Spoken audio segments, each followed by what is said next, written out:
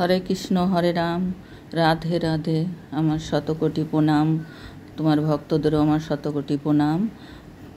আর আমি আজকে আমার গোপু কথা চ্যানেলে একটা গোপালের চমৎকারের গল্প শোনাবো। আমার গোপাল সোনা মানে কি বলবো, মানে ভগবান, সবাই বলে যে ভগবান আছে না, আমরা শুধু মনে করি না, গোপাল সত্যিই আছে। ভগবান না থাকলে পৃথিবী চলতো না। কারণ কালকেরই একটা ঘটনা, যদি গোপালকে মন দিয়ে ডাকা যায়, ভগবানকে মন দিয়ে ডাকা যায়, তবে মানে সত্যি শোনে।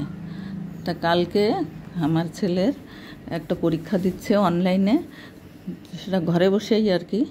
তাই কালকে আমি যত সময় পরীক্ষা দিয়েছে, আমি তত সময় মানে দণ্ডি কেটেছি আর কি। মানে গোপালের নাম করেছি, রাধামার নাম করেছি, করতে করতে তারপর তো পরীক্ষা হলে আমি গোপুর কাছে যেয়েও আমি অনেক সময় ধ্যান করেছিলাম আর কি। তারপরে যে কি রেজাল্ট আসে, এটা সঙ্গে সঙ্গে রেজাল্ট দিয়ে দেয়, কিন্তু কালকে একটু দেরি হচ্ছিল দেখে মানে আমার তো মানে খুব কষ্ট হচ্ছিল যে কি ব্যাপার হলো। কিন্তু দেখি আধা ঘন্টার ভিতরে রেজাল্ট এসে গেছে যে পাশ করে গেছে। তাহলে গোপাল যদি নাই থাকতো, তাহলে সঙ্গে তো গোপাল ছিল। আমি বলি, বাবা তুমি গোপালকে বলো যে হে গোপাল সোনা, তুমি আমার মাথায় থেকো, তুমি আমার হাতে থেকো, তুমি আমার মুখে থেকো, তোমার শক্তিতে আমি পরীক্ষা দেব, তুমি আমাকে পাশ করিয়ে নিও। তখন ও সত্যি আমার ছেলেও খুব মানে তা আমার ছেলে, আমি সকালবেলাই বুঝতে পেরেছি। আর আমার মনটা, যদি মা বাবার মন যদি চায় যে আমার ছেলের কর্মের দ্বারায় সে যদি এমন কর্ম করে, তার মন যদি খুশি হয়ে যায়, ওইটাই তার আশীর্বাদ। তখন আমার ছেলের কাছে যে আমি বসছি, তা একটা স্ট্যান্ড ফ্যান ওর দিকে লাগানো, সিলিং ফ্যানও আছে, কিন্তু ওর একটু গরম বেশি। ও এসিতেও কোনো সময় ঘুমায়, আবার সেও ঘুমায় ওই স্ট্যান্ড ফ্যান চালিয়ে। তাই স্ট্যান্ড ফ্যানটা আমার দিকে ঘুরিয়ে দিল। তখন আমার মনটা এত খুশি হয়ে গেল যে আমার ছেলে দেখো কত খেয়াল রাখে যে আমার মা বসছে এসে, আমার মার তো গরম লাগছে, তাই আর কি ও নিজের দিকের থেকে আমার দিকে ঘুরিয়ে দিল ফ্যানটা। তখনই আমি ভাবলাম যে আজকে আমার ছেলে পরীক্ষা দেবে, ও তো পাশ করবেই, ও পাশ করে যাবে, ঠাকুর ওর ভালো করবে। কারণ এত ভক্তি যার ভিতরে, তার কোনো দিন ভগবান খারাপ করে না। তাই ভগবানের দয়া ওর পরে অনেক আছে, আরও আছে। ওর ঠাকুমা আমার শাশুড়ি, সে যখনই হয়েছে তখনই ওকে আশীর্বাদ দিয়েছে। আমার 2 ছেলে, আমার দেওরের 2 ছেলে, তা 4 ভাইয়ের ভিতরে ওকে সব থেকে ভালোবাসতো। ও সব থেকে ছোটো 4 জনের ভিতরে, কিন্তু ওকে সব সময় আশীর্বাদ দিত আর খুব ভালোবাসতো। মরার সময় ও বাড়ি ছিল না, তা ওনার স্ট্রোক হয়ে কথা বন্ধ হয়ে গেছিলো। তখন উনি শুধু ইশারা করে শুধু বুঝাচ্ছে যে আমি ওকে দেখব, আমি ইশারা করে বলছে আমি চলে যাব। তারপরে তখন সবার, আমার ননদেশে সবার নাম করছে, অমুককে দেখবা, তমুককে দেখবা, না মাথা ঝুলাচ্ছে না।